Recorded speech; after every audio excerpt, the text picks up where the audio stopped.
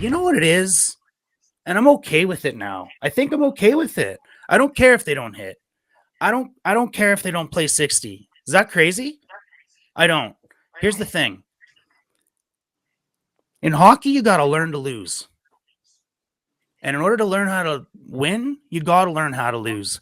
And I think this team is finally starting to turn the corner of looking like a veteran team that knows exactly when to turn it on and exactly when to hold back, know when to hold them, know when to fold them.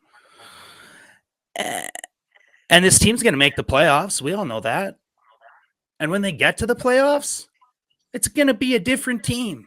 It's going to be a different team. They're going to come out and they're going to bang. They're probably going to get 20 hits again. Maybe not. They didn't do it much in the playoffs either. But they're going to play that hard style. They're going to be hard to play against. It's just last year, they tried to take the beginning of the season off and coast in, and we'll start playing hard, and it bit them. It bit them hard. It cost them their coach. This year, I felt like they had a playoff hangover. I felt like they weren't going in out of preseason into the regular season looking with much of a transition. I didn't think that they were really trying that hard at the beginning of the year. The real basics of our Oilers weren't coming through, and this year didn't bite them. It didn't bite them. You take it Knoblauch's 8-game chunks, and they've won 5 out of 8 twice. Just keep doing that, and they're going to be just fine. Like before last night, what were they, like 4 points out of the division lead? And that's without the power play clicking. That's without the penalty kill working well. That's without great goaltending. That's without our defensive depth. That's without our depth scoring not really going yet. That's with our puck locked down. That's with our PDO high. And none of that matters because we'll flip the switch when we get to the playoffs because that's the team we become. Well, I think getting Evander Kane back will give the team a surge too in that hitting and physical department too, because he tends to get other guys going too. Like even not even just in games and practice, like he's giving guys like the cross check and grabbing them and just trying to get them riled up. And I think when we get him back, and hopefully January is kind of like the last we heard from Kevin Weeks.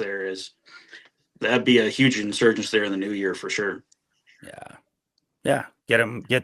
Get banging in the corners, get those other D looking over their shoulders. Remember when Kaner used to go around and like go hit McLeod at practice and then go hit somebody else and get everybody going, right? And that's, I think, like we're missing some of that. You're right, Patrick. You nailed it. Yeah, I think Kaner coming back will give the team a little bit of a jolt for sure. Sorry, Patrick. No, I was just going to add a little more of that, and I'm sure. I think Stan Bowman sees that too. I wouldn't be surprised if he tries to add someone around the trade deadline that brings some of that physicality too, probably in the bottom 6 as well. So, but yeah, sorry, go ahead, Lotsy there. Yeah, all good. But like, I look at a team like a Florida or a Vegas that's been good for a number of years now, or like Tampa Bay, the Colorados before that, like those elite teams that are consistently good year over year over year. Like, they have this business-like mentality to them that like they just doesn't matter when, doesn't matter the circumstances, doesn't matter what time of year it is. They just go out and take care of business. Right, the Oilers haven't really developed that quite yet because every year there's 2 or 3 stretches where we just shut off, like we forget how to play hockey, forget how to score, forget how to defend, forget how to play the game.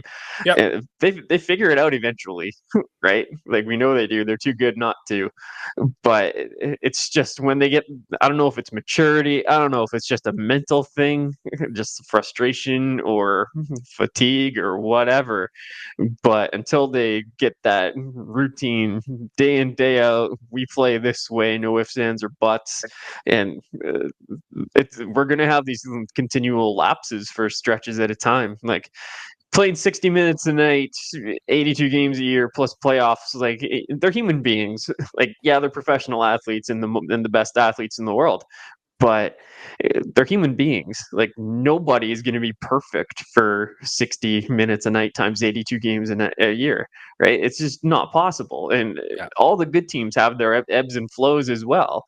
It's just obviously it's magnified for us watching the Oilers because we follow them so closely, and Canadian market, passionate fan base, all that. But Yeah, like they got to figure it out to figure out a way to just bring it on a day in day out basis and stop getting into these funks. Like it can go poorly once in a while, but it can't continue to go this poorly for this long. Or can it? Or can it? Look at our record. Like it's They might be able to limp in, but well, and I know what you're saying, Lotsy. Like I would have agreed with you wholeheartedly, hands down, for months, maybe years. I'm just not sure anymore.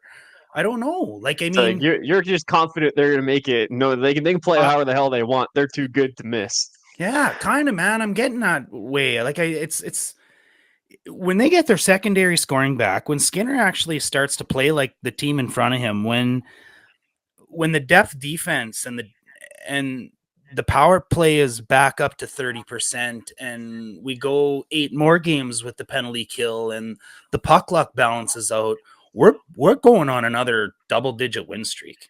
This game, like, mark my words right now, this team is going on at least another 10-game win streak this year. In fact, timestamp it right now. I'm saying this. I think the Oilers will go undefeated in January again this year. They did it last year. I think they'll do it again this year. Go look at the schedule. We always hum right around that time. And it's a shortened schedule because of the 4 nations, right? So there's a bit of a cheat there, but ultimately that win streak's coming.